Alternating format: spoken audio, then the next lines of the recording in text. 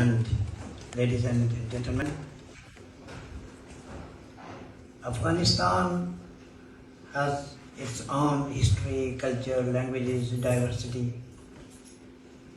But due to Sito-Sento and Baghdad Pact, which was signed around 1954, since then Afghanistan is passing through such a tumultuous era of its own history.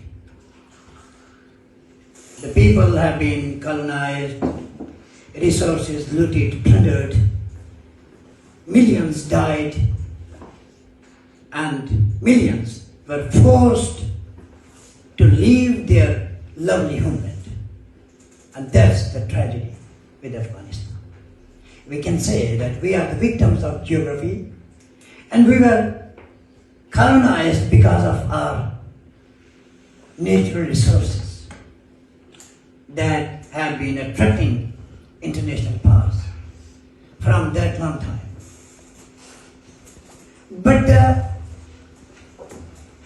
resilience of Afghan people has led them to this forum, parallel to 60th session of the United Nations Human Rights Council, which is much appreciated that the will of the people of Afghanistan and their doing on 1893 or more or less during that period of time under Pamir Agreement, they are not ready to subscribe Devrand Line and all those lines which were drawn by the British for their own geostrategic interest. So your resilience is commendable. I appreciate that you got together, you are trying to build an alliance of all the oppressed nations, and it must be cemented to the next level, at all levels and all over the world, so that we can push back all those who want to colonize the people, the countries, and their rich resources. And as Mr. Fazlur Rahman Afridi Sahib yesterday provided an insight of SIFC, which is controlled and led and driven by the Pakistan military. Now they are trying to colonize the natural resources in Waziristan or in Gilgit and also in Pakistani occupied part of Jammu and Kashmir. We are under threat. So when they will colonize our natural resources, our people shall be forced to leave their native lands. They will create such conditions so that people could migrate to Rawalpindi and elsewhere. And this is the most dangerous time in our recent history. And we are not ready to surrender our land, we are not ready to surrender our rights, and we are not ready to surrender and bow, even if it is Pakistani military or their colonial masters.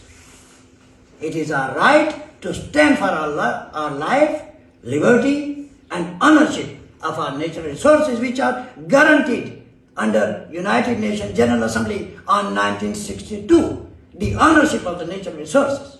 And that resolution is providing us that we should stand for the implementation of that resolution. And we should sensitize to the UN Security Council, UNGA, beside sensitizing our concern at the United Nations Human Rights Council. Because what we are standing for, whether it is girls' education or primary health care or many other things, generally that is called apartheid. They have disconnected their community, depriving them from basic education. That is not only an apartheid, it's a crime in 21st century. And those who are committing these crimes against humanity, they must be criminalized and penalized at all forums. And we should try to find those states or those countries or those organizations who help us to get them to the International Court of Justice and International Criminal Court, so that we can get them accountable for orchestrating such worst human rights abuses on their own people and their own girls. As due to the social media, we have always seen that many Taliban leaders, girls and daughters were studying in the university in Qatar and many other areas. And there was one report on BBC that an Afghan elder man drive more than 12 or 13 kilometers per day to have 5 daughters to the nearby school. So it means they have the wish and will that their future generation should be educated. And pushing Afghan people towards proxy wars is a state agenda, a state's agenda. It could be now, since US has departed from Afghanistan, now they are trying to reclaim Bagram Air Base.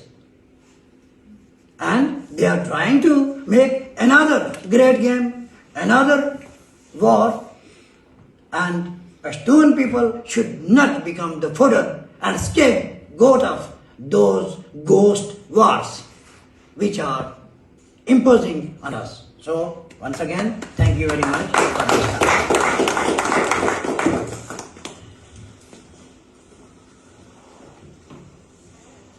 Thank you, sir. Thank you so much.